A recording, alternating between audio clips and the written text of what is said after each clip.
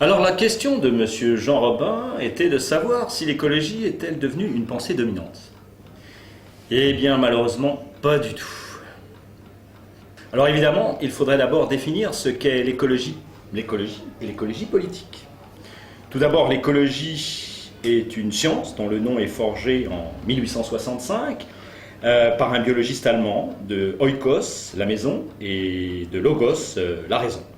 C'est la science des interactions individu-espèce-environnement. Dans les années 70, une dégradation croissante des équilibres environnementaux, une mise en danger de la biodiversité et un épuisement des ressources fait naître un questionnement sur celui de la relation de l'homme à la nature. Ça, c'est pour le mot écologie. Maintenant, il faudrait savoir comment ce mot a été récupéré.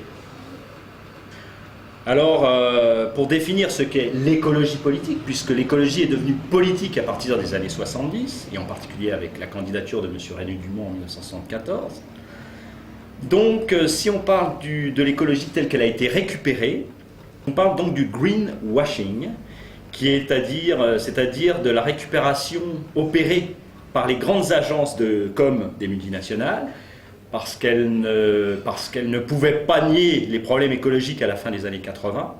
Alors cette écologie-là est devenue une pensée dominante, bien sûr. Mais si on parle de la véritable écologie politique, celle initiée par René Dumont à l'élection présidentielle de 1974, ou celle de Teddy Goldsmith, de Gortz, d'Illich, de Serge Latouche, de François Partant, de Rifkin, de Schumacher, de Rabi ou de Skolimowski, qui est inconnu en France, mais qui est un écologiste, un philosophe polonais qui vit maintenant en Californie. Alors malheureusement, on n'y est pas du tout. Et même que cela ne s'arrange pas, et cela peut peut-être même vous surprendre, mais car même chez les Verts Europe Écologie, il y a de moins en moins d'écolos. Donc, oui, le capitalisme vert est devenu une pensée dominante. Alors, je vais d'abord... Comment ça s'est passé? Dans les années 60, le premier réflexe des grandes firmes et de bon nombre de dirigeants, politiques va commencer par nier la réalité. À grand renfort de communication dans les médias, les lanceurs d'alerte étaient descendus en flèche et leurs travaux dénigrés. Puis, lorsqu'il ne fut décemment plus possible de faire l'autruche et de nier les problèmes écologiques, vint le temps de la récupération, qui consiste à se repeindre en vert, à peu de frais, sans rien changer aux fondamentaux du capitalisme néolibéral. D'ailleurs, pour les tenants du capitalisme néolibéral, le choix a été fait à Copenhague en décembre 2009. La pérennité de l'ordre économique mondial est la priorité, et elle le restera quoi qu'il advienne. Pour les gouvernements des principaux pays de la planète, sa consolidation passe avant toute considération écologique. On sauve les banques de la crise avec des centaines de milliards, mais consacrer 1% du PIB mondial que nécessiterait une mutation écologique des moyens de production est pour eux inacceptable. Pour la pensée dominante, tout doit être marchandise. Rien ne doit entraver la course à la puissance et aux bénéfices. Le capitalisme doit être préservé, renforcé, quitte à le repeindre en vert pour qu'il devienne présentable aux yeux de l'opinion publique. Voilà le discours officiel de ce qu'on appelle le greenwashing, ou le capitalisme vert.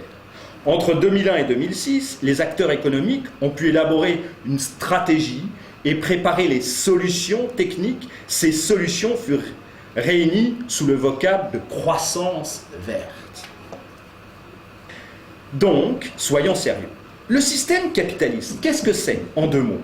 Se définit par deux caractéristiques principales. La première, c'est la logique d'accumulation des richesses pour l'exploitation de la nature et du travail humain. Et deux, la propriété privée des grands moyens de production, d'échange et de communication.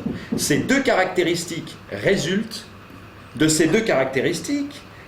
une troisième, le productivisme, qui consiste à faire de l'augmentation de la fabrication de biens matériels un objectif en soi, puisque seule la vente des marchandises produites permet le profit. De même qu'elle ignore les hommes au travail, exploités jusqu'à l'insoutenable, La logique du productivisme continue à ignorer les limites de la planète, conduisant à une surexploitation des ressources non renouvelables, à un épuisement des ressources fossiles et à la destruction du milieu naturel. En réorganisant la production à l'échelle planétaire, conformément à la doctrine du libre-échange, le capitalisme est devenu néolibéral dans les années 80. Cette vaste machinerie a mis les économies nationales dans une concurrence effrénée et a favorisé le moins-disant social et environnemental. L'action de l'homme sur la planète, façonnée par le mode de production capitalisme, a aujourd'hui 4 conséquences majeures.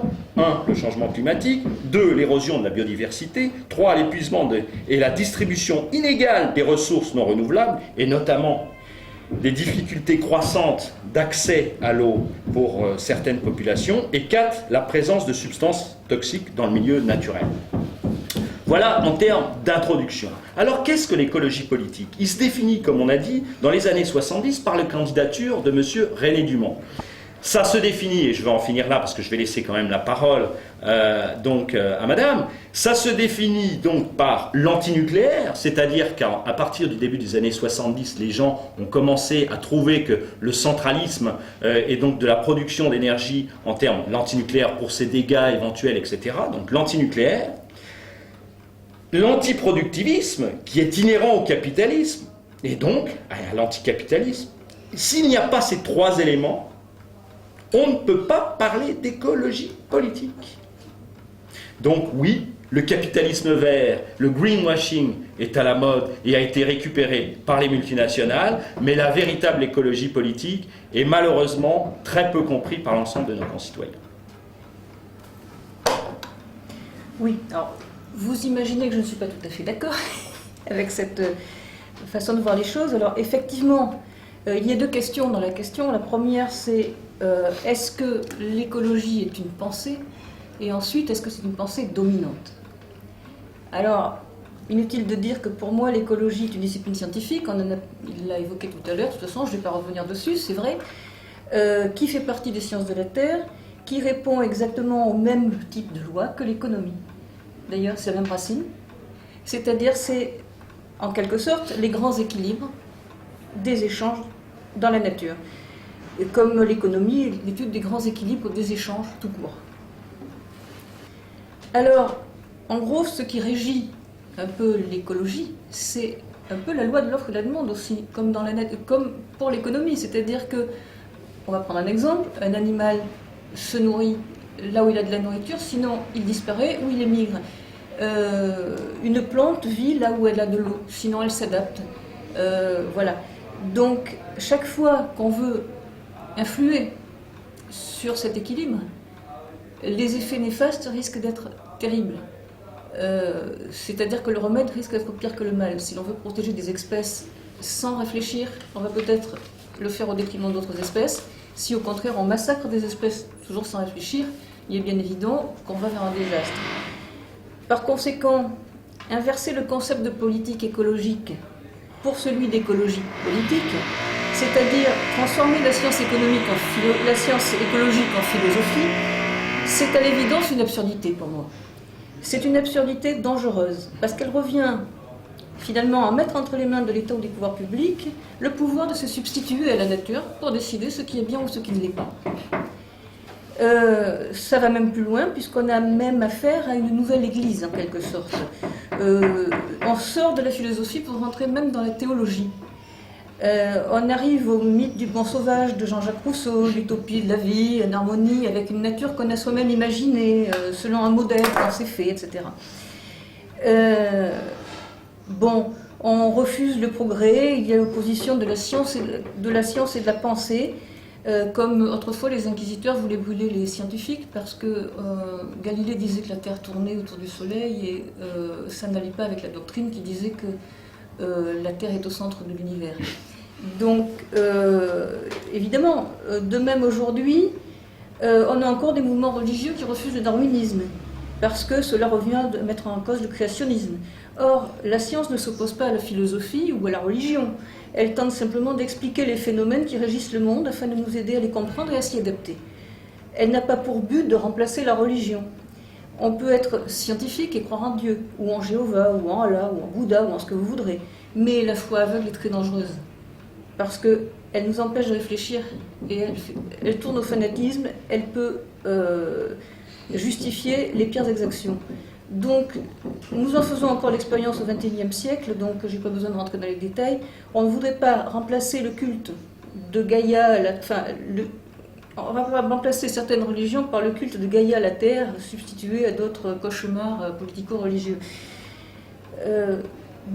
Nier l'existence des lois écologiques ou économiques, pour en faire un dogme, ça peut être dramatique. Les lois existent. Les lois existent, et si nous sommes incapables de les appréhender de façon exhaustive, c'est pas pour autant qu'on ne les subit pas. Hein, si on ignore la loi de la gravité et qu'on se dit de toute façon je peux sauter du 8e étage parce que j'ai pas appris la loi de la gravité, c'est très mal.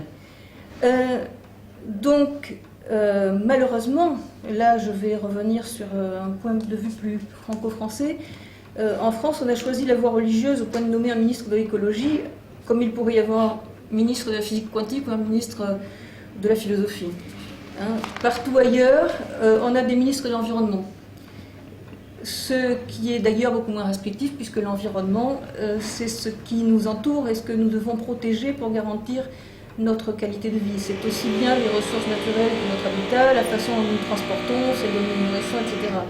Avoir une politique environnementale, c'est garantir aux citoyens qu'on évitera les actes qui nuisent à notre bien-être actuel et futur. Ce n'est pas une tâche régalienne, c'est une tâche de contrôle et d'arbitrage, comme devraient l'être les politiques de santé et d'éducation, ce qui n'est pas le cas. Faire d'un ministre de l'écologie un ministre d'État, à mon avis, c'est une hérésie. La France est un pays laïque, il n'y a pas de raison de remplacer une religion par un dogme. Alors maintenant, pour répondre à la dernière question qui est la deuxième question sous-jacente qui est est-ce que l'écologie politique est devenue une pensée dominante? Je vais admettre que c'est une pensée, puisque c'est dans la question, et je vais me référer à ce qui fait l'actualité de ces dernières années et aux résultats électoraux des Verts. Au régional, c'est vrai qu'ils ont été aidés par la projection la veille de Homme à la télé. On peut effectivement se demander et s'inquiéter de cette dérive, du fait que la religion écologique a pris le pas sur tout le reste.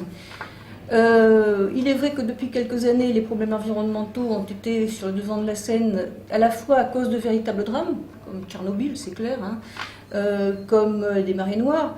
Ils ont été aussi sur le devant de la scène grâce à des politiques médiatiques qui ont martelé personnalités médiatiques qui ont martelé leur message, la planète est en danger, avec des jolies photos, sans aucun fondement scientifique, mais qui font pleurer dans les chaumières ou qui font peur. On se souvient aussi du cri de Chirac, la maison brûle au sommet de la Terre à Johannesburg en 2002. N'oublions pas que la théorie de la décroissance, qui a été prônée par les écologistes, a pris naissance en 68, à l'époque où de doux rêveurs admiraient Mao et rêvaient d'abattre la société de consommation. Et d'ailleurs, Mao a dépassé les directives du Club de Rome, puisqu'il a massacré une bonne partie de sa population et contrôlé énergiquement les naissances. Pour mémoire, le Club de Rome a été fondé en 68 en Italie par un leader de Fiat, sponsorisé par la famille Agnelli, qui est donc la famille propriétaire de Fiat, et qui s'est réuni pour la première fois dans un local qui appartenait à David Rockefeller. En 72, ils ont sorti le rapport Meadow, qui réclamait non seulement de ralentir la croissance, mais aussi de diminuer la population mondiale. On peut se demander par qui ils voulaient commencer. Je ne sais pas si ces gens étaient des utopistes, mais dans la mesure où ils avaient dans leur rang Henry Kissinger et Zbigniew Brzezinski, qui, à mon avis, n'étaient pas de doux rêveurs, je pense qu'ils rêvaient plutôt de prendre la tête d'un nouvel ordre mondial dont ils auraient tiré les ficelles en ajoutant le pouvoir à l'argent. Toujours est-il que ce discours a eu beaucoup d'impact en France, que Chirac l'a fait sien, qu'il a fait mettre dans la Constitution la charte Coppens, sur laquelle je reviendrai plus tard. Mais les choses se sont surtout aggravées lorsque Nicolas Hulot, le gourou médiatique héliporté, dont la fondation est financée par de grands industriels, ça on est bien d'accord, n'est-ce pas, sans doute à force de regarder la planète d'en haut, s'est pris pour un prédicateur écologiste, ou carrément je pense qu'il s'est pris pour un dieu. Et il a réclamé au candidat à la présidentielle de 2007 d'aller lui faire allégeance. Que ce monsieur ait pété les plombs en soi, c'est pas très grave, ça se soigne, mais ce qui est grave, c'est que les candidats sont allés faire la queue pour se prosterner devant lui. quand on veut accéder à la plus haute fonction de l'État, et ça vous ne contredirez peut-être pas, et diriger un peuple de 64 millions d'habitants, on ne cède pas aux caprices du premier faux prophète venu. Hélas, la politique environnementale actuelle, le Grenelle, est directement liée à cette allégeance. Nous sommes d'accord. Je suis d'accord aussi sur un certain nombre de choses que vous avez dit, sur les désastres écologiques des années 70 d'ailleurs. Par chance, le scandale du Klimatgate est arrivé pile, juste avant le sommet de Copenhague, pour nous éviter le pire. Miser toute une politique qui risque d'appauvrir durablement les pays développés sans enrichir les autres, sur des suppositions non étayées, avec pour objectif stupide d'influer sur le climat, c'est d'une telle absurdité que le Klimatgate nous a vraiment sauvé in extremis d'un désastre qui ne relève pas du principe de précaution, mais d'une certitude. Il est vrai que nos dirigeants sont déçus. Faire la pluie et le beau temps, c'est le rêve de tous les apprentis dictateurs. De plus, la crise économique a renversé les priorités et nous a montré, s'il en était besoin, que la décroissance est incompatible avec une bonne politique environnementale. Pour se soucier de préserver les ressources, il faut d'abord subvenir à ses besoins essentiels. Quand on meurt de faim, on ne se préoccupe pas de savoir si la racine qu'on trouve va repousser le lendemain ou pas, on sauve sa peau.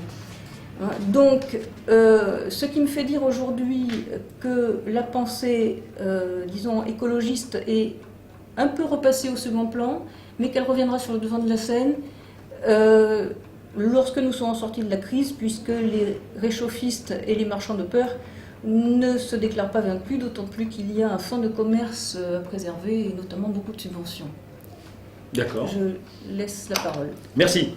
Donc, ça, assez étrangement, je suis tout à fait d'accord avec ce que vous dites sur le Club de Rome et sur l'écologiste qui est Nicolas Hulot, et je tiendrai exactement le même discours sur ces deux points.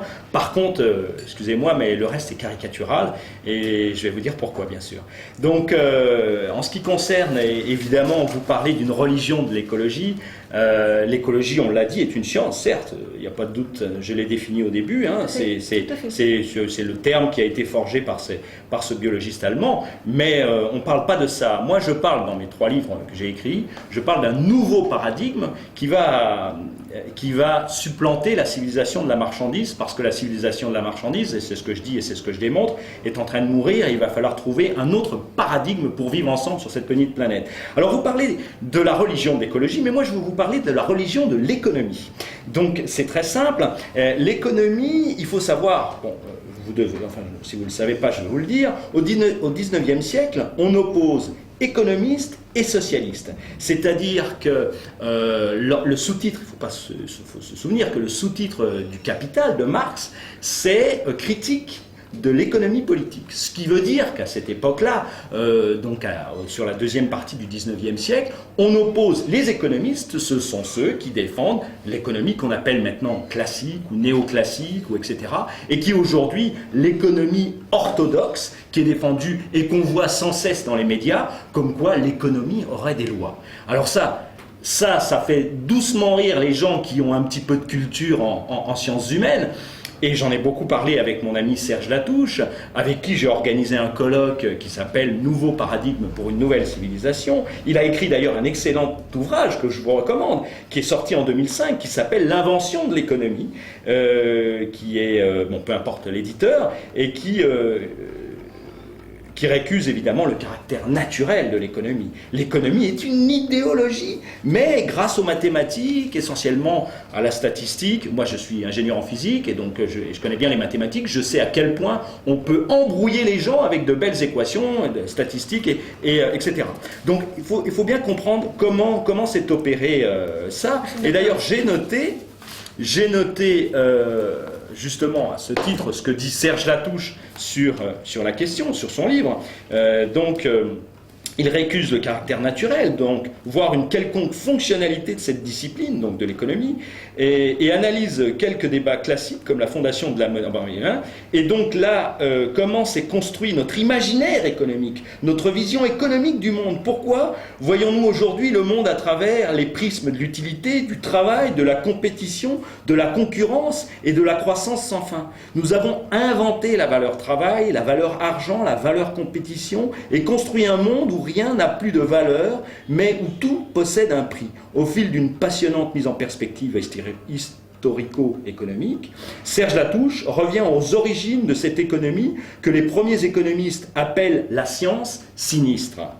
et servi, alors bon, etc. Donc, Keynes est le premier, en 1767, à utiliser l'expression « science économique ». Le développement du capitalisme à la Renaissance donnera une grande impulsion à la vie économique et à la réflexion économique.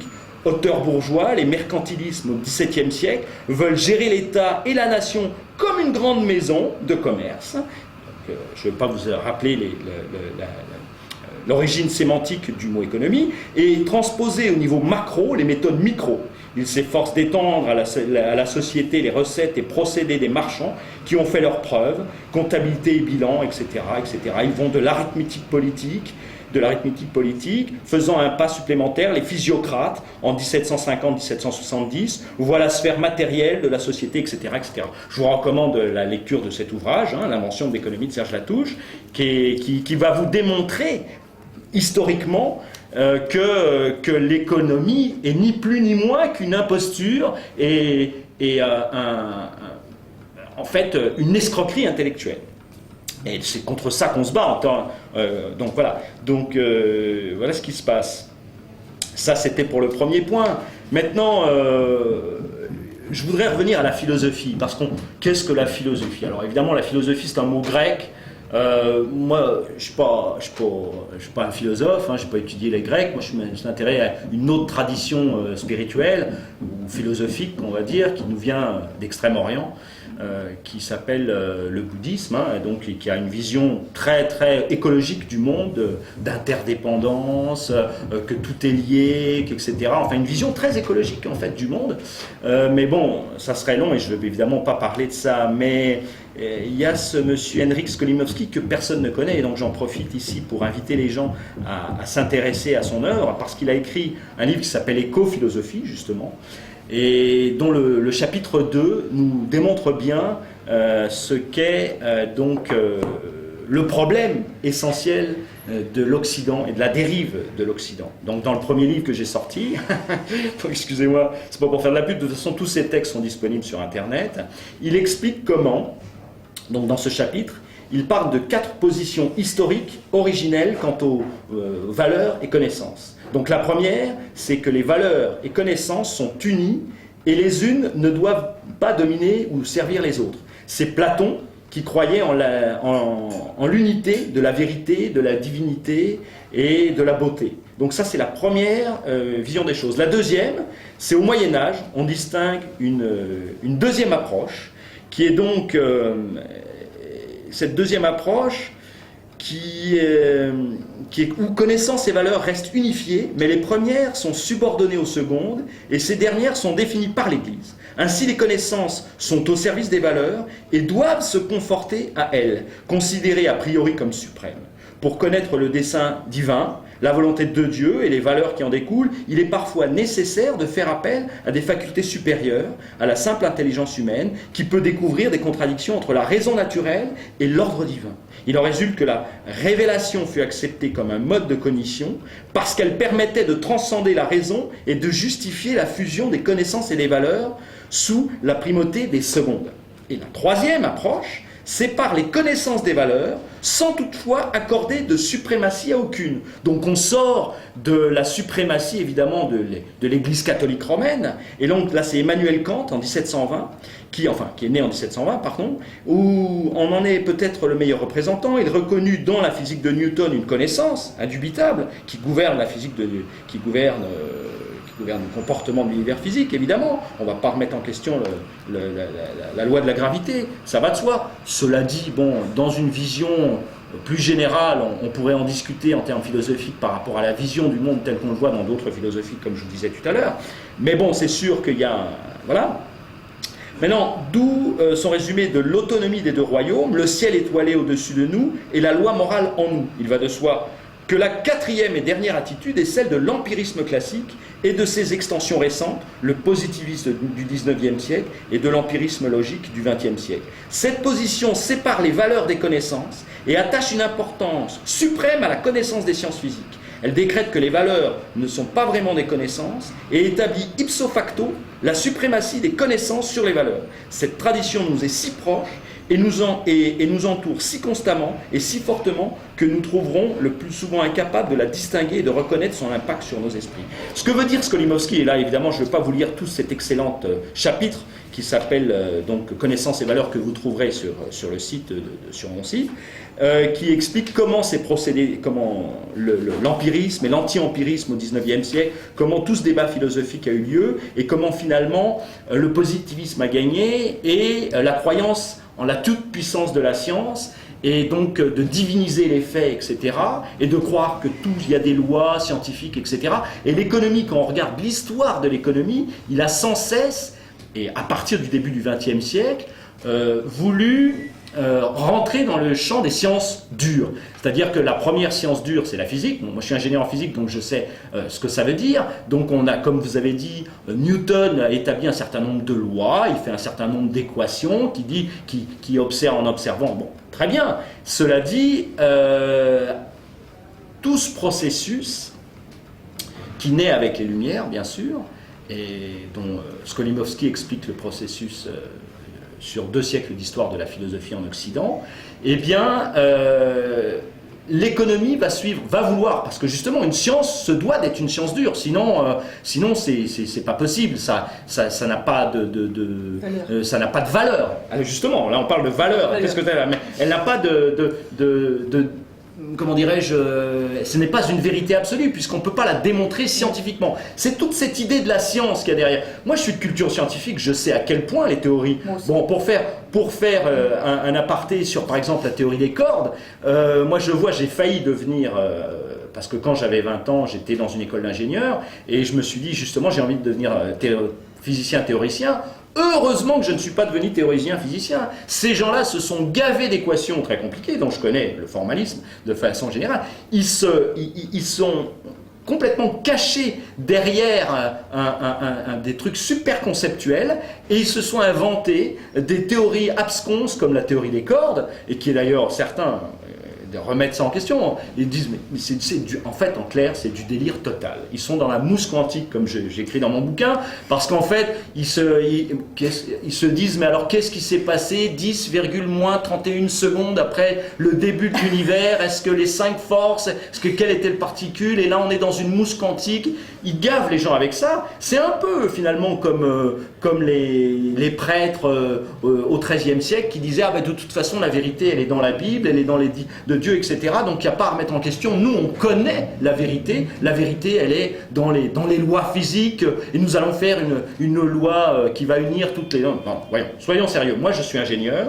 J'estime que la technicité est une bonne chose à partir du moment où on fait faire des choses concrètes, comme la caméra ici, comme les trains, les TGV, etc., etc. Tout ça, c'est dans la tradition technique, c'est-à-dire on élabore des outils, ça fonctionne, on conceptualise pour comprendre comment ça fonctionne, etc. Tout ça c'est très bien, mais de décréter qu'il y a une vérité scientifique absolument absolue, c'est du grand n'importe quoi. Et d'autant plus en économie. Ça, je l'explique très bien dans le bouquin, à quel point les théoriciens physiciens nous embrouillent la tête, et les théoriciens économistes nous embrouillent également la tête. Je pourrais parler éventuellement davantage, mais je vais vous laisser la parole. Je vais intervenir 2 secondes. Ah ben, plus que ça, j'espère. Plus que ça. Juste pour rebondir sur ce que vous avez dit, c'est bien évident, je suis d'accord avec vous, sur le fait que la science n'explique pas tout. D'abord, on ne sait pas tout expliquer. On est très loin d'avoir fait le tour de la question. Et c'est vrai que la science économique a des limites et que c'est pas une science exacte. Je suis chimiste, donc c'est pas non plus une science tout à fait exacte. Hein, j'ai un doctorat de chimie. Cela dit, là vous avez fait le procès du positivisme qui nous a amené au matérialisme, qui nous amène en allant très vite au marxisme et au système soviétique. Ah, c'est 2 choses différentes. Je vais m'expliquer là-dessus. Oui, mais en fait c'est ça. Il est bien évident que les modèles mathématiques ne peuvent pas tout expliquer, ni sur l'économie, ni ailleurs. Et on a repris d'ailleurs les mêmes erreurs avec le GIEC pour faire l'étude du fonctionnement climatique. Je suis d'accord avec vous. Donc des modèles mathématiques qui sont déjà obsolètes avant d'être utilisés, qui ne prennent pas en compte tous les éléments, et à partir de ça, on veut baser une politique. Ça me gêne beaucoup. Donc je vais vous repasser la parole pour... j'ai répondu à D'accord, alors évidemment, quand vous parlez du positivisme, alors tout à fait, je suis d'accord avec vous. Justement, Skolimowski l'explique très bien, je ne vais pas vous relire le texte, mais enfin pas le relire le texte, mais aller plus loin, parce que c'est quand même un texte qui fait 10 pages dans ce livre. Il explique très bien que le marxisme, évidemment, quand le marxisme est né, la science, c'est ce qui va, c'est la vérité qui va aller contre l'Église, c'est clair. Donc forcément, le marxisme est fondamentalement positiviste et matérialiste. Ça, personne vous dira le contraire. On est bien d'accord. Mais il faut bien voir que le capitalisme est exactement dans le même schéma. Quoique c'est différent, parce que au 19e siècle, au début du 19e siècle, quand la bourgeoisie petit à petit prend le pouvoir, enfin elle prend le pouvoir à la fin du 18e contre l'aristocratie, de façon violente en France, de façon beaucoup plus concertée en Angleterre et bien avant, un siècle avant en fait, il y a la bourgeoisie va dès le départ récupérer le fait qu'elle a le droit d'avoir le pouvoir, d'être donc la classe dominante, justement en disant qu'elle remplace quelque part l'aristocratie et qu'elle a Dieu l'a mis là pour contrôler la société. Et on va parler, donc c'est issu du protestantisme, même si en France c'est pas le cas parce que bon, il reste catholique, mais toute la réforme protestante, c'est de là d'ailleurs que naît le capitalisme au XVIe siècle. C'est la rédemption par le travail, c'est que finalement ceux qui s'enrichissent c'est parce que Dieu l'a voulu, etc., etc. Donc tout ça, c'est donc il faut bien comprendre les nuances. Alors, quand vous parlez de la science, des limites de la science, moi je ne parle pas des limites de la science. Je dis simplement que je parle de la technicité. Moi je suis pour qu'on développe évidemment des outils. Je ne suis pas un écologiste qui est pour le retour de la chandelle, ou ne serait-ce que quel discours caricatural qu'on peut dire sur les écologistes. Je ne suis pas un décroissanciste à tout grain ou que les gens se déplacent, etc. La question n'est pas là. C'est de faire une bonne utilisation de la technique, mais sortie de l'impératif de profit, de l'impératif de faire absolument du pognon. Parce que quand moi j'ai eu un cours sur l'histoire des sciences à l'école polytechnique, et on expliquait très bien comment, c'était un prof qui était très intelligent, qui nous disait très bien en fait que la science était une, pour dire un mot un peu vulgaire, une pute, dans le sens qu'elle se vendait, qu'elle se copiait, que c'était absolument, c'était un instrument de pouvoir, et que la technologie, tout ça, quand on regarde toute l'histoire industrielle du 19e siècle, on voit à quel point tout le monde se bat pour les technologies, sortir de nouvelles technologies, que c'est une source de profit, les brevets, la propriété intellectuelle et tout ça. Donc il n'y a pas la science avec un grand S, des intéressés, tout ça c'est une pure foutaise, une pure fiction. Donc moi je ne crois pas du tout au discours scientifique, je crois qu'on peut développer des techniques qui nous rendent la vie plus confortable, certes, point final. La science, c'est la modélisation de certains phénomènes qu'on observe, qui nous permettent de développer certains outils qui vont nous rendre la vie plus facile, plus confortable.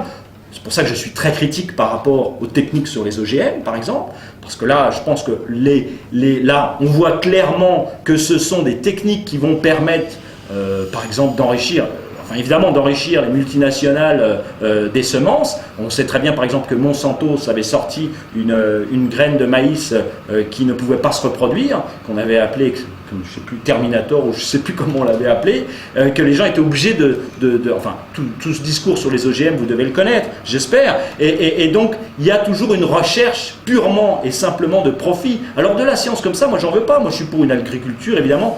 Alors là, je pourrais vous sortir ce que dit par exemple Teddy Goldsmith, mais je vais vous laisser un peu la parole. Oui, sur les OGM, je vais rebondir, puisque effectivement, j'ai pris pas mal d'avance. Oui, effectivement, vous dites qu'ils ont sorti un maïs qu'on ne peut pas replanter, mais en fait, la plupart du temps, le maïs n'est pas replanté, les graines sont rachetées, déjà, actuellement, que ce soit des OGM ou pas des OGM. Ah, on est d'accord. Bon, donc ça ne change pas grand-chose au problème. Ouais, mais non, ouais. Voilà.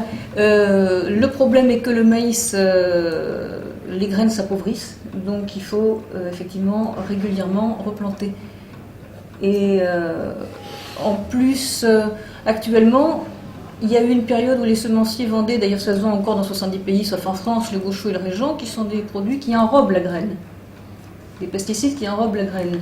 Et par conséquent, il est bien évident que les graines sont replantées. Je vous coupe 2 secondes parce que il faut voir que l'histoire de l'agriculture, juste un aparté sur l'histoire de l'agriculture, il faut voir que ça fait 10 000 ans que l'homme fait de l'agriculture, ça s'est très bien passé jusqu'à très récemment.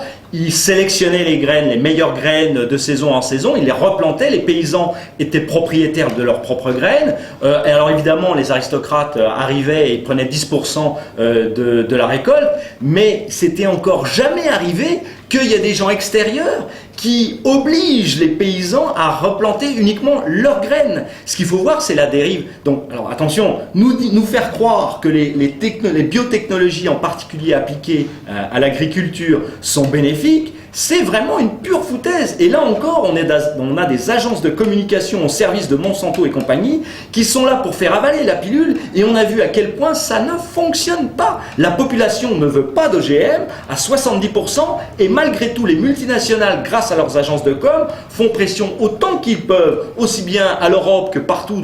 On connaît leur façon de procéder pour évidemment faire pression. Ils y arrivent, mais ils y arrivent pas trop bien, tant mieux. Il me semble qu'il y a quand même 90 millions d'hectares d'OGM de plantés. Malheureusement.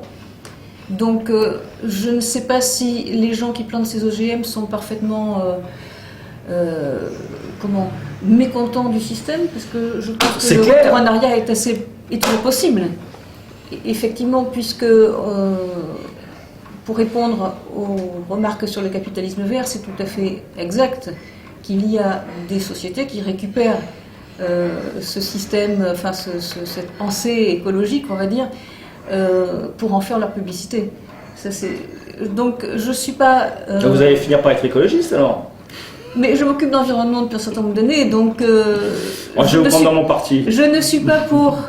Si vous voulez, je ne suis pas pour le consumérisme systématique et pour fabriquer des produits dont personne n'a besoin et pour une fausse économie.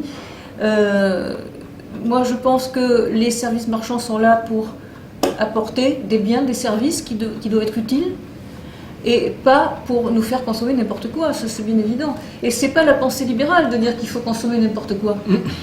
Pas du tout. Ah bon? Absolument pas. Ah mais j'aimerais que vous m'expliquiez.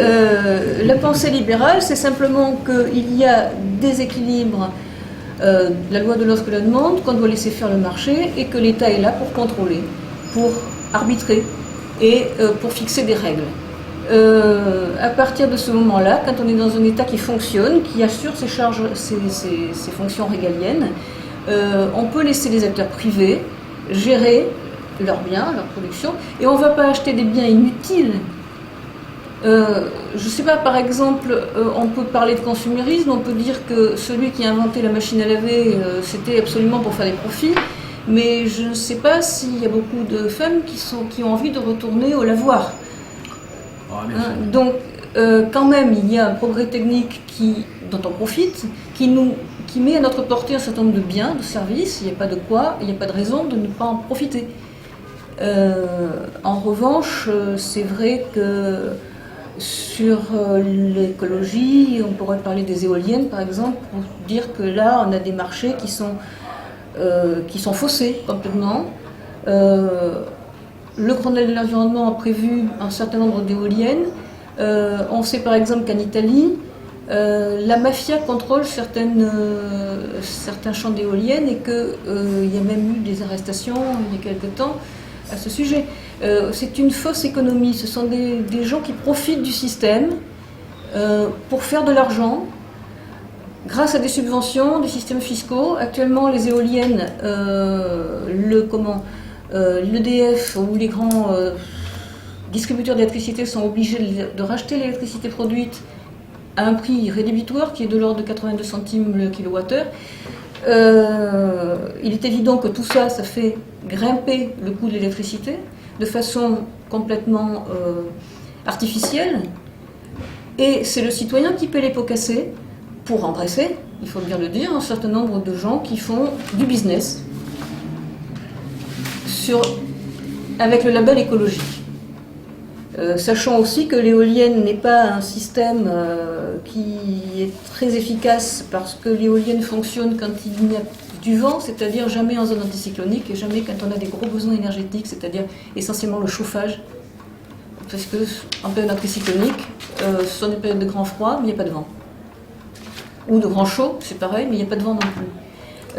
Or, on ne peut pas arrêter ni une centrale nucléaire, ni une centrale thermique comme ça en claquant des doigts, et on ne peut pas la faire redémarrer en claquant des doigts non plus. Ça prend du temps. On dépense de l'énergie pour les faire redémarrer, donc au bout le bilan est négatif. Donc les éoliennes, c'est une fausse solution. Non, le libéralisme n'est pas l'ennemi de l'écologie, puisque, bien entendu, à partir du moment où on a défini des besoins, il y a même une... Le libéralisme s'accommode tout à fait du respect de l'écologie, il n'y a pas de souci. Par exemple, on va parler de la pêche. On a actuellement un problème de thon rouge. Bien. Alors, Bruxelles décide de quotas. Il y a des organismes internationaux qui décident de quotas en fonction des zones de pêche. Déjà, on a du mal à compter les poissons. Bon, il y a des équipes scientifiques, je sais, bon, encore une science, bon, qui comptent les poissons. Et ensuite, les quotas sont définis en fonction de lobbies. Alors, Bruxelles, il y a 23 pays sur 27 qui ne sont pas concernés par les zones de pêche, mais ils vont décider en fonction de lobbies qu'il ne faut pas pêcher le thon rouge. Moi, je préférerais donner un droit de propriété sur les poissons aux pêcheurs et qu'ils se débrouillent entre eux. Et c'est à eux de voir s'ils veulent que le développement soit durable ou pas. Un droit de propriété sur les poissons, c'est intéressant. Oui, absolument. Absolument. Moi, sur un quota, bien entendu. Hein, il est évident qu'on ne va pas nier qu'il existe un problème de quantité de poissons, donc on va dire il y a une quantité de poissons disponible. Ça fait un certain quota à pêcher, débrouillez-vous entre vous.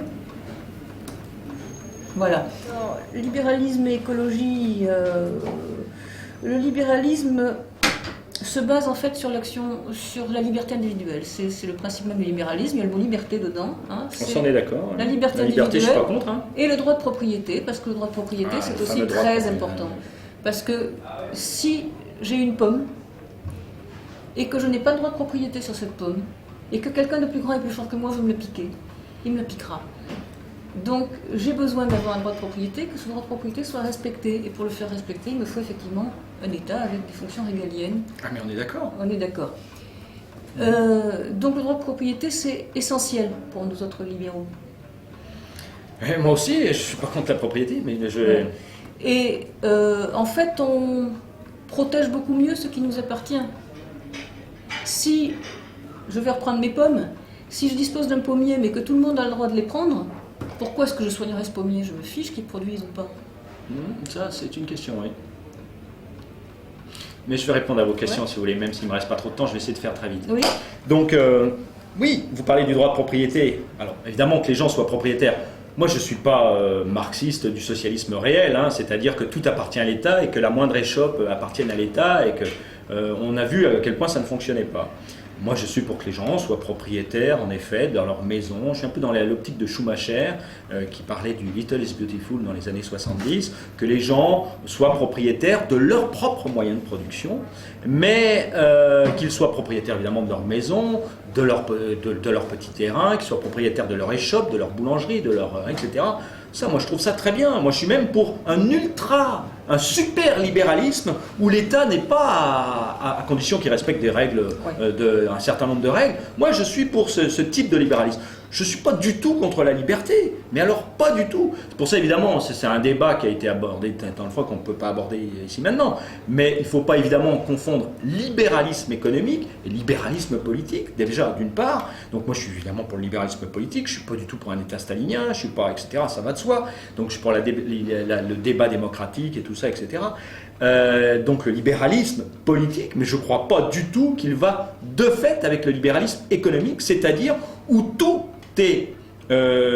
appartient au privé et que les grands moyens de production, les moyens de transport, de distribution d'énergie, de distribution de l'eau, etc., ça doit faire partie du bien commun, ça doit être géré par l'État pour le bien de la collectivité Et ça me semble très important, que ça doit être géré dans le sens que, évidemment pour le bien de la collectivité, et pas source de profit comme ça l'est actuellement. Et là, j'ai pas le temps évidemment de démontrer à quel point c'est une hérésie. On n'a qu'à voir ce qui se passe dans les pays du tiers-monde, où lorsque, par exemple, l'eau est devenue privatisée en Bolivie ou au Pérou, et à quel point ça a été un désastre, que les gens ne peuvent même plus payer l'eau qui avant était un bien gratuit et qui est pour tout le monde. Donc ça doit être géré par la collectivité. Mais je vous en prie, je vous donne la parole. Oui, là, il est bien évident que je ne suis pas du tout d'accord. Et je vais prendre l'exemple des transports. Actuellement, on voit ce qui se passe à Paris. Il y a un monopole de la RATP et de la SNCF. Résultat, des systèmes inconfortables, inadaptés, une guerre perpétuelle entre piétons, voitures, vélos, parce qu'on a décrété qu'on mettait tout le monde en case, etc. Et on a des voies de circulation ferroviaire qui sont obsolètes et il n'y a pas de concurrence. Ça veut dire qu'à la première grève, on est tous pris en otage. Ça veut dire aussi que SNCF et RATP n'ont aucune raison d'améliorer leur service, puisque de toute façon ils sont seuls. Donc, pour moi, le transport, c'est un service marchand comme un autre. De toute façon, on paie son ticket, hein, c'est pas gratuit. Au contraire, on le paie 2 fois. Qu'on prenne le métro ou qu'on le paye pas, puisqu'il est subventionné. Hein. On est d'accord. Donc, il serait plus logique que... Qu'il soit gratuit. Non, parce que... Non, il serait pas plus logique. Comme ça, il y aura moins de voitures. Ça me paraît logique. Non, ça ne marche pas non plus. Ah bon? Moi, je pense que ça marcherait très bien, au contraire. Non, ça ne marche pas puisqu'il faut bien que les installations, que l'investissement se fasse et il faut bien le faire avec des ressources. Et les ressources, la logique, c'est que celui qui utilise les transports les paie. C'est tout à fait normal. C'est la logique selon vous, mais cela dit, si les transports, moi ça me paraît, je fais partie des gens qui défendent le concept de transport gratuit en Ile-de-France et dans toutes les grandes cités, et même d'ailleurs les transports. Ouais, il ne faut pas rigoler. On a un exemple qu'on donne tout le temps, simplement la privatisation du système de transport ferroviaire en Angleterre, ça a été une catastrophe. Quand ils l'ont privatisé, ils n'ont jamais eu autant d'accidents depuis les années 80. Toutes les statistiques le disent. Maintenant en France, on a des trains qui fonctionnent bien, qui sont à l'heure, tout le monde vous dira ça, tout le monde est d'accord là-dessus, même dans deux économistes, ils vous diront pas le contraire, c'est pour vous dire. Donc de dire que de privatiser les transports c'est une bonne chose, excusez-moi, mais ça fait vraiment rigoler. Hein. Donc oui, évidemment les transports collectifs, et en particulier le train, doit être de la propriété du peuple, de l'État, que ça doit être géré. Alors ça peut être géré par des processus démocratiques différents, ça c'est pas la question. Mais évidemment que ça doit être un service public, un vrai service public, et en particulier le métro devrait être gratuit. Maintenant je veux revenir sur pourquoi l'écologie politique est forcément de gauche dans le sens premier du terme. Parce que premièrement, car le constat des limites des ressources implique la question de la répartition des richesses et donc de la justice sociale. Et deuxièmement, le constat que le seul jeu des intérêts individuels induit des conséquences catastrophiques sur l'environnement. Cela, en fait, contredit évidemment le postulat d'Adam Smith qui dit « l'addition des intérêts individuels contribue comme par magie au bien-être collectif », un postulat que vous vénérez en tant que libéral. Tout à fait. Alors, donc, le laisser faire, le marché, ça veut dire quoi? Eh bien, ça veut dire qu'on a des gens qui font tout et n'importe quoi à partir du moment où c'est source de profit. Alors vous défendez assez étrangement, parce que les vrais libéraux ne défendent l'état de droit que pour la police, la justice et l'armée. Les vrais libéraux, c'est ça. Et la justice, c'est bien ça. Oui, la justice, la police et l'armée. Le reste, le marché, rien que le marché. Ça, c'est la doctrine libérale. On est d'accord? La doctrine libérale de base, voilà, on va dire. Oui. Bon, voilà. Donc, le droit de propriété, on peut s'accaparer la propriété. Alors, je suis d'accord avec vous. Quand vous dites que les gens, on doit avoir la propriété un minimum pour que les gens se sentent chez eux, ce genre de choses. L'exemple des pommiers est intéressant. Là, on peut parler de, justement, dans la philosophie dans laquelle je suis, je pense que justement, si on prend soin d'un arbre et que cet arbre il donne des fruits pour tout le monde, c'est une question de tournure d'esprit. S'il y a des gens qui prennent soin, qui font des choses gratuitement pour la communauté, la collectivité, il y a des gens qui pensent comme ça, sachez-le, et que finalement, si vous regardez, là j'ai pas le temps parce que malheureusement j'y reste très peu de temps, mais je pourrais vous expliquer dans le discours de Teddy Goldsmith, qui vous explique que le marché est une invention purement occidentale, que toutes les civilisations avant l'émergence de la civilisation occidentale ne sont sont pas, l'économie est enchâssée dans le lien social, il y a une communauté de biens, de services, de réciprocité, etc., etc. Alors évidemment, on pourrait discuter de tout ça, mais il faut bien voir que le marché est une invention occidentale qui est née par la révolution bourgeoise, comme l'a expliqué Serge Latouche. Il faut lire tout ça pour comprendre à quel point le marché n'est pas une loi naturelle, ça a été inventé par les marchés. Ils ont imposé leur idéologie du monde, et c'est tout le problème de la civilisation occidentale, il est là, et le combat de l'écologie politique, c'est de dire aux gens, on s'est foutu de vous depuis trop longtemps. Et là, je n'ai pas le temps, malheureusement, de vous parler du problème de la monnaie, qui est de la captation par la grande bourgeoisie, du symbole qui permet de mobiliser le travail, qui est la monnaie fiduciaire, qui permet à ces gens-là de faire travailler tout le monde. Voilà, bon, enfin là, c'est une autre histoire. La monnaie existe depuis les Grecs, les Romains, bien avant. Les échanges ont toujours existé, les Gaulois en faisaient, donc le marché existe depuis toujours. En fait, on l'a pas inventé. C'est pas les économistes qui l'ont inventé. C'est pas vrai. Le marché, alors là, je m'excuse, j'ai peu de temps, mais là, le marché n'existe pas depuis toujours. On sait, je pense que beaucoup de gens sont d'accord, les gens sérieux savent très bien que le marché se développe à partir du XVIe siècle. Avant, on est dans un cadre paradigmatique qui est totalement différent, qui est la féodalité, des rapports de suzeraineté, etc. Ça n'a strictement rien à voir. Cette idée comme quoi le capitalisme né avec la révolution néolithique est une pure hérésie et une pure foutaise. Mais il y a toujours eu des échanges. On est d'accord? Les gens échangent, bon, oui, mais... Ben oui, par définition, c'est ça le marché. Non. Le marché, ce sont des échanges, c'est pas ça. ça. Bien sûr. Non, le monde. Mais si. Oui, je voulais quand même, avant d'en terminer, parler d'une chose que je trouve vraiment terrible, c'est le principe de précaution. Et notamment la charte Coppens, qui n'aurait jamais dû être acceptée dans notre Constitution, parce qu'elle contredit complètement notre droit, en fait. Elle introduit la présomption de culpabilité. Et ce principe de précaution, il existe depuis le sommet de Rio en 92. Ensuite, il a été mis dans le droit français par Michel Barnier. Mais Chirac a voulu en faire un sujet constitutionnel et donc l'adosser à notre Constitution et en faire le graver dans le marbre. Et c'est en fait un principe d'immobilité. Parce que il nous dit clairement, l'article 5, lorsque la réalisation d'un dommage, bien qu'incertaine dans l'état des connaissances scientifiques, pourrait affecter de manière grave et irréversible l'environnement, les autorités publiques veillent, par application au principe de précaution et dans leur domaine d'attribution, à la mise en œuvre de procédures d'évaluation des risques et de l'adoption de mesures provisoires et proportionnées, etc. Bon, ça veut dire quoi? Ça veut dire que, bien qu'incertaine dans l'état des connaissances, ça veut dire qu'il suffit de soupçonner un risque. Lequel risque peut être du domaine du fantasme, pour décider de lancer des procédures d'évaluation très longues ou carrément d'arrêter les choses. Et on le voit avec les antennes relais de téléphonie mobile. Il y a même eu des cas où des gens se plaignaient d'une antenne relais qui les rendait malades. Il y a eu, etc., des enquêtes et tout, et puis on s'est aperçu que l'antenne n'avait jamais fonctionné. Il faut faire très attention. Ce principe de précaution est extrêmement dangereux. Et pour un libéral, c'est évidemment dire que par définition, on est coupable chaque fois qu'on veut lancer un projet et qu'il faut s'assurer... non, ça va à l'encontre de tout ce que nous préconisons, c'est-à-dire le libre arbitre. On lance un projet, on est libre de le faire, on étudie soi-même l'impact, on est responsable de ses actes. Et il est bien évident que lorsque c'est la collectivité qui décide ce qu'on peut faire et ce qu'on ne peut pas faire, il n'y a plus de responsabilité. Donc, moi je suis pour la responsabilisation, et c'est le troisième grand principe des libéraux, c'est-à-dire la propriété, la liberté et bien entendu la responsabilité, puisque ça va ensemble. Ouais, alors bon, j'en avais préparé pour en fait 2 heures de débat, donc je pourrais pas évidemment tout aborder.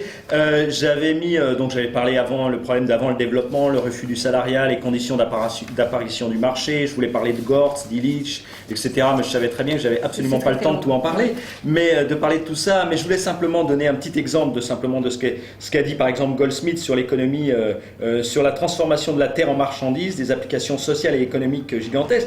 Il déclenche l'atomisation de la société en masse influente informe d'individus, etc. Teddy Goldsmith dit des choses très intéressantes. Par exemple, Karl Polanyi a dit, dans The Great Transformation, publié en 1944, page 160, attribue à la mise en place du système de marché la responsabilité des graves famines qui ont frappé l'Inde pendant la colonisation.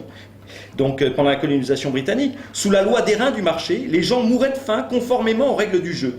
Donc, dans History of and Social Influence of the Potatoes, publié en 1949, écrit à ce propos qu'en Irlande, au cours de la grande famine du 19e siècle, le blé continuait d'être exporté vers l'Angleterre en dépit des millions de personnes qui mouraient de faim. Ce genre de trafic est aujourd'hui l'une des causes majeures de malnutrition et de famine dans le tiers-monde, où une forte proportion de terres arables est affectée à des cultures d'exportation. De nos jours, en vertu des règles édictées par l'OMC, un pays ne peut s'opposer à l'exportation de ses récoltes dès lors qu'une demande existe sur le marché. Ce n'est que lorsque la famine sévit que des exceptions à cette règle peuvent être éventuellement consenties, etc., etc., etc.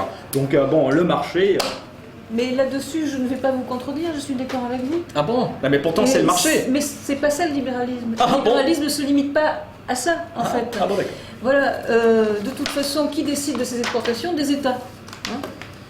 Donc, non, c'est le marché, c'est les multinationales. Voilà. Ah non. Et un certain nombre de dictateurs africains...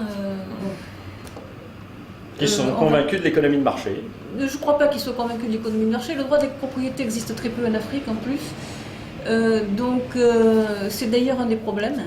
L'autre problème est aussi un peu celui de la tribu, c'est-à-dire que lorsque on commence une activité, si toute la tribu vient se nourrir sur cette activité, ça ne marche plus, on fait faillite. Il y a aussi l'aide alimentaire qui fait qu'on trouve des produits gratuits ou presque gratuits et que les cultivateurs locaux ne peuvent plus vendre leur propre production.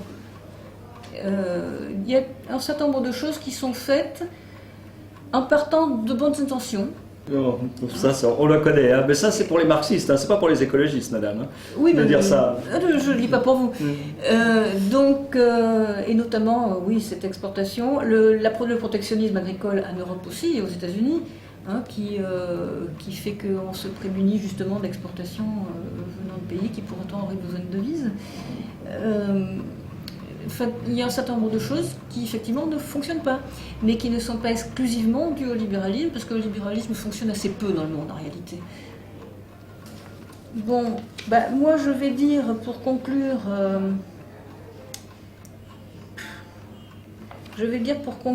que il ne faut pas regarder uniquement le libéralisme comme le capitalisme. Parce que c'est pas du tout ça, c'est toute une philosophie, c'est tout un ensemble de choses qui se basent sur, alors pour l'écologie, mais aussi pour tout le reste, sur le droit de propriété, sur la liberté individuelle, sur la responsabilité qui va avec. J'aurais voulu parler justement du rôle des assurances aussi, et des catastrophes naturelles. Bon. Je dirais que lorsque l'État ça change un certain nombre de choses, il ne le fait pas toujours bien, qu'on pourra en parler. À tout problème, une taxe, c'est pas une solution, surtout quand les taxes sont gaspillées pour autre chose. Ça, c'est un autre problème. C'est un autre problème. Et donc pour conclure, moi je dirais que comme on n'est pas des kamikazes, je vais reprendre une phrase du fondateur de EasyJet qui avait dit si vous croyez que la sécurité coûte cher, essayez un accident. Ça coûte beaucoup plus cher. Donc oui, alors évidemment, moi je ne peux pas conclure parce que là il me reste qu'une ou 2 minutes et j'avais tellement de choses à dire. Entre autres, c'est encore sur la propriété, sur la privatisation des terres en Inde qui a été une véritable catastrophe pour les paysans indiens. Bon, il y a on pourrait en dire tenter plus sur cette question-là. Mais moi je pense que, soyons clairs, il y a une doctrine qui est la doctrine dominante. Alors vous parliez tout à l'heure du problème de la monnaie que je ne pourrais évidemment pas aborder, parce que quand vous dites que l'État donc monopolise, donc met des taxes pour telle ou telle raison, et c'est parce que déjà il n'a pas le contrôle sur sa propre monnaie. Là évidemment j'ai pas pu en parler, puisque la monnaie est captée par une toute petite minorité de gens que sont les financiers internationaux et qui prêtent aux États. Et pour moi ça c'est le scandale de base qu'il va falloir dire à nos concitoyens pour dire à quel point ils se sont fait avoir par les grands financiers. Mais bon, c'est un autre débat que j'aurais pas le temps d'aborder, mais cela dit qu'on peut aborder. Je suis d'accord sur le fait qu'il y ait des choses à revoir sur la finance internationale. Ah oui, oui, c'est plus qu'à revoir, c'est plus qu'à revoir, c'est pas à revoir, c'est à mettre, c'est tout changer. Maintenant voyons, soyons clairs, il y a une idéologie dominante qu'on appelle capitalisme, néolibéral, le tout marché, peu importe, on sait de quoi on parle. C'est l'idéologie qui est dominante, qui a été inventée par les Anglais donc au tournant du 19e siècle, ou au tournant du 18e siècle, avec tous les auteurs que l'on connaît, ce n'est pas la peine exactement, que vous pouvez très bien citer probablement mieux que moi. Et cette idéologie, parce qu'il faut bien le dire, c'est une idéologie, hein, on ne peut pas dire le contraire, on ne peut pas dire que le capitalisme existe depuis toujours, je pourrais vous démontrer par A plus B à quel point c'est faux, donc que le marché n'existe pas. Bon, voilà. Donc, et il y a des doctrines de gens... capitalisme et marché. Ah non, c'est pas à confondre. Non. Le capitalisme, c'est le marché. Du capitalisme sans marché, c'est pas du capitalisme, désolé. Hein, donc, le capitalisme sans marché, oui, mais le marché sans capitalisme a existé. Le marché sans capitalisme, oui, le marché existe, que les hommes échangent, oui, non, mais je parle de cette idéologie dominante qui est de dire qu'il y a une minorité de gens dont la propriété des moyens de production qui cherchent par tous les moyens de vendre le plus possible de leurs marchandises, qu'ils inventent tout et n'importe quoi pour vendre sans arrêt des marchandises. Ça, c'est une idéologie qui mène la planète à une catastrophe, qui exploite l'être humain, qui exploite la nature et qui est une idéologie dont il faut se débarrasser. Alors évidemment qu'elle ait apporté un certain nombre de choses, c'est très bien. Maintenant il y a une idéologie qui s'oppose à ça, qui prend en compte la limitation de la planète et qui s'appelle l'écologie politique, qui malheureusement en quelques phrases j'ai essayé de développer quelles étaient les bases de l'écologie politique. Voilà, je ne peux pas faire plus. Et je ne peux pas en dire plus. Oui, on peut toujours faire le procès du capitalisme, c'est clair. Moi effectivement je connais deux systèmes qui sont le capitalisme et le collectivisme. Il y en a un qui marche et il y en a un qui ne marche pas. Chercher l'erreur. Qui vous avait dit que j'étais collectiviste? Je ne suis pas collectiviste. Hein. Je ne vois pas où est la troisième voie parce que... c'est ce que j'ai défini, ça s'appelle l'écologie politique. Il n'y a pas de troisième voie. Ah, il y en a... Alors voilà, c'est ce que vous dites, il n'y a pas de troisième voie. C'est un mythe, il n'y a pas possibilité de faire autrement que par l'économie de marché, et si ce n'est pas l'économie de marché, c'est le goulag. Voilà, c'est ce qu'ils ils finissent toujours comme ça. Mais non, c'est pas ça. Le problème, c'est que vous avez, soit vous partez de la liberté individuelle, soit vous partez du collectivisme, et entre les deux, vous avez un curseur qui s'appelle la régulation. Non, c'est totalement réducteur de dire soit c'est le marché, il faut laisser faire, soit c'est le collectivisme, et il n'y a rien entre ces deux extrêmes, on ne peut pas faire autrement, ou alors c'est la social-démocratie qui fait qu'on gère le marché de façon... Non, on peut inventer, si vous avez un peu d'imagination, vous lisez un peu la science-fiction, peu importe, on peut très bien, on voit par exemple que la civilisation égyptienne, ou que avant le 13... Enfin, je veux dire que la société médiévale, je ne dis pas que c'est bien ou mal, hein, que les sociétés précolombiennes, ou que, etc., etc., il y a eu d'autres civilisations sur la planète qui ont fonctionné avec un paradigme qui était bien différent du paradigme qui se veut dominant sur la planète. Donc oui, bien sûr, il va y avoir, moi je pense, et j'aurais pu vous démontrer que le capitalisme, l'économie de marché, est en train de mourir et il va nous falloir trouver un nouveau modèle, celui qu'on définit. Mais bon, malheureusement, il n'y a qu'une demi-heure, hein, donc...